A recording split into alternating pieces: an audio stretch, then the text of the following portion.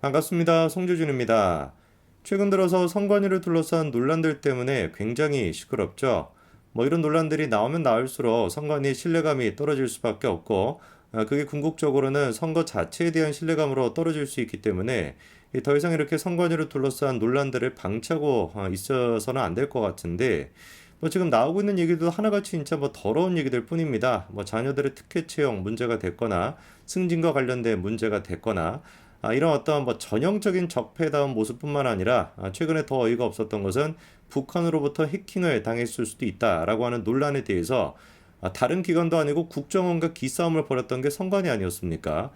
저는 진짜 그거를 보면서 이게 선관위가 이거 대한민국의 선거관리 기관인 것인지 아니면 국가전복 세력인 것인지 구분이 안 됐습니다. 그도 그럴 것이 북한으로부터 해킹을 당했다라고 하는 염려를 그 국정원에서 그렇게 보고를 해줬다라고 한다면 다른 모든 문제를 다 제쳐놓고 그거부터 가장 먼저 처리해야 될 거 아니겠습니까? 선관위가 선거를 관리하는 그런 기관인데 그런 어떤 투 개표기가 북한에 의해 가지고 해킹을 당했을 수도 있다. 이런 식의 논란이 국정원을 통해 가지고 제시가 되면은 당연히 그 문제부터 최우선순위에 두고 처리를 해야 되겠죠. 그런데 어떻게 된 것인지 이거는 보고를 받은 적이 없다. 이런 식으로 우기지를 않나. 끝까지 보안 점검을 받지 않겠다. 그렇게 우기지를 않나.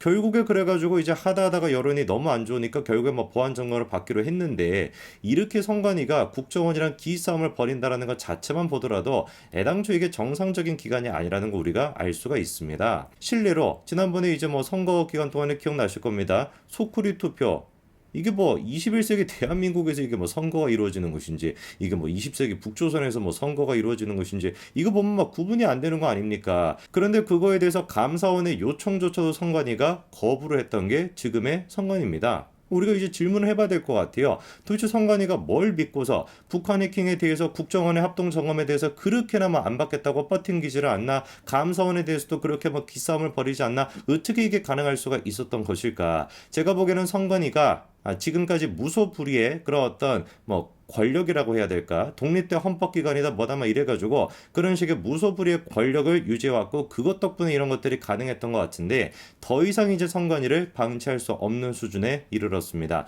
아예 그냥 행정부에 우리가 같이 집어넣어가지고 관리를 하든지 조금 더 강력한 개혁에 이제 우리가 그거를 좀 해야 될 것 같은데 일단 오늘 제가 영상을 통해 가지고 지금까지 선관위를 둘러싸고 어떤 논란이 있었는지 특히나 자녀의 그 특혜 채용에 대해 가지고 정리를 해드리고 앞으로 어떻게 개선해 나가야 될지 그 점에 대해서 지적을 좀 해보고자 하는데요. 이번에 나왔던 건 이겁니다. 한마디로 얘기해서 아빠 찬스 논란이었죠. 선관위 간부 딸의 면접 점수를 심사위원들이 전부 다 똑같이 줬다라는 것인데 어떻게 해가지고 저런 식의 말도 안 되는 일이 가능했던 것이냐? 간단합니다. 내 딸이 지원했다라고 알려주고 그러니까 이제 평가를 누가 해주는 거예요? 동료들이 가가지고 평가를 해주는 겁니다. 한마디로 얘기해서 내가 이제 면접을 보러 갔더니만 아빠 동료가 면접관이다 이렇게 정리가 되는 거겠죠. 완전히 그러니까 지들끼리 이렇게 나눠주고 지들끼리 얻어먹고 그렇게 잔치를 벌이고 있었던 거예요. 워낙에 문제가 되다 보니까 박찬진 사무총장이 됐거나 송봉섭 사무차장이 됐거나 결국에 동반 사퇴하는 이런 지경까지 이르게 됐습니다.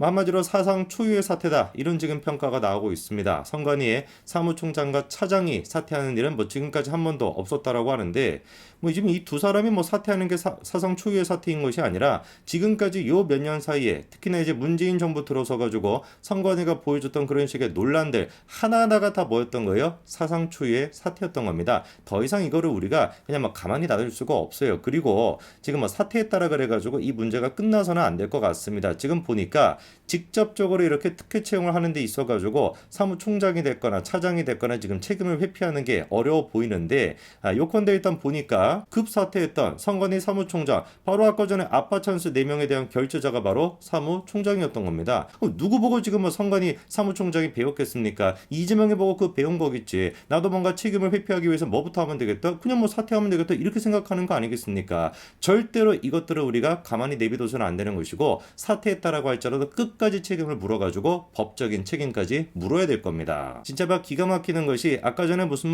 내 딸이 지원했다라고 알려주면은 평가를 동료들이 하는 것뿐만 아니라 지금 보니까 동료들이 평가를 해주고 그 다음에 이제 그 심사에 대한 결제는 또 누가 하는 거예요? 아버지가 해주는. 이게 뭐 하는 짓거리입니까? 이게 지금 무슨 정당에서도 이런 일이 일어나도 난리가 났을 것 같은데 대학교에서 이런 일이 일어나도 난리가 났을 것이고 실제로 난리가 나지 않았습니까? 정유라 씨에 대해 가지고 점수를 중간고사인가 뭐 보고서 했던 거 그거에 대해서 점수를 A+를 줬다를 가지고 뭐 점 조작했던 거 아니냐 그 쌩 난리를 쳤던 게 지금의 민주당인데 이거는 지금 뭐 대학교의 수준이 아니라 대한민국의 선거를 책임진다라고 할 수 있는 선관위에서 이런 일이 일어났는데 민주당이 지금 이거에 대해서 찍소리 나고 앉아 있습니까? 찍기 나고 앉아 있지?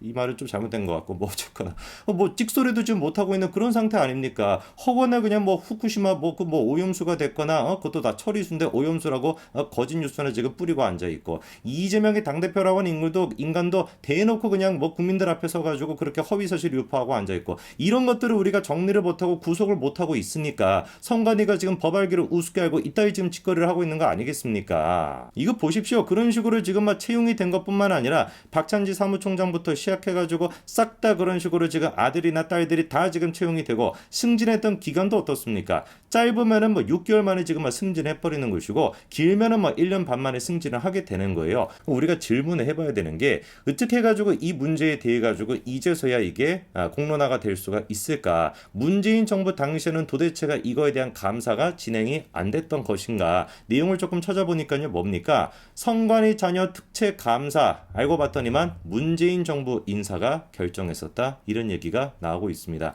제가 보기엔 그러니까 뭐 이유가 뭐 문재인 정부 인사가 결정해가지고 감사를 하다 보니까 그 뭐 감사가 제대로 될 수가 있겠습니까? 이렇게나 지금 문제가 큰 사안인데 어떻게 문재인 정부 당시에는 이런 내용들이 공개가 안 됐겠습니까? 아까 전에 지금 뭐 채용이 됐다라는 친구들이나 승진이 됐다라고 하는 친구들 보면 하나같이 다 문재인 정부 때 얘기해요. 2021년도부터 시작해서 2022년도 3월까지니까 딱 그냥 정확하게 문재인 정부 때 아닙니까? 이러니까 선관위 또한 마찬가지로 매번 우리가 비판했던 게 뭐예요? 정권의 눈치를 본다. 그리고 그 정권도 하필이면 문재인 정부의 눈치를 본다. 이 지금 우리의 비판이 이제 와서 보니까 타당했던 비판이었던 겁니다. 아무런 근거가 없었던 것이 아니라 다 지들끼리 이렇게 문재인 정부랑 결탁해가지고 나눠 먹고 놀고 먹고 그랬던 거 아니겠습니까? 지금 보니까 지금의 선관위를 개혁하겠다라고 하는 문제는 그냥 단순히 문재인 정부에 대한 적폐청산 이 정도 수준을 넘어가지고 뭐 문재인 정부 그 자체가 적폐였으니까 그 정도 수준을 넘어가지고 대한민국의 미래 그리고 애당초 그냥 대한민국의 국가 어떤 체제를 지키기 위해서 반드시 우리가 수행해야 되는 과제인 겁니다.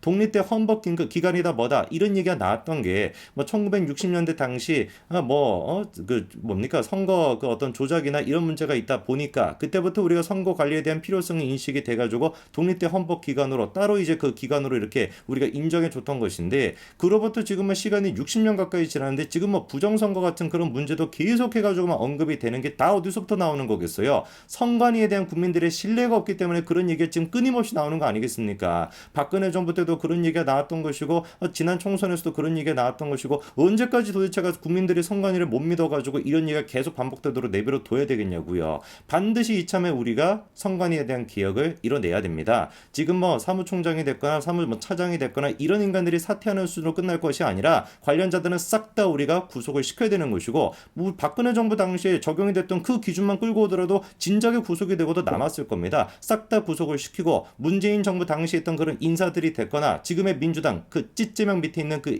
민주당 인사들이 됐거나 싹 다 우리가 정리를 하고 그리고 난 다음에서야 제가 보기에는 제대로 된 선거가 이루어질 수 있을 것 같습니다. 국민들이 선관위에 대한 신뢰를 갖고 있지 않은 상태에서는 어떤 선거를 하든지 간에 계속해가지고 국가적인 차원의 혼란이 늘어날 수밖에 없습니다. 대한민국에서 가장 중요한 건 선거이고 그 선거가 제대로 자리 잡지 않는다면 어떠한 정부도 그 정당성이 인정이 될 수 없을 겁니다. 하루빨리 윤석열 정부는 선관위에 대한 개혁을 시작을 해야 될 겁니다. 지금 실제로 윤석열 정부에서 하고 있고 다음 총선에서까지 우리가 압도적인 승리를 거둬서 선관위에 대한 개혁을 완수할 수 있어야 되겠죠. 여기까지 말씀드리겠습니다. 감사합니다.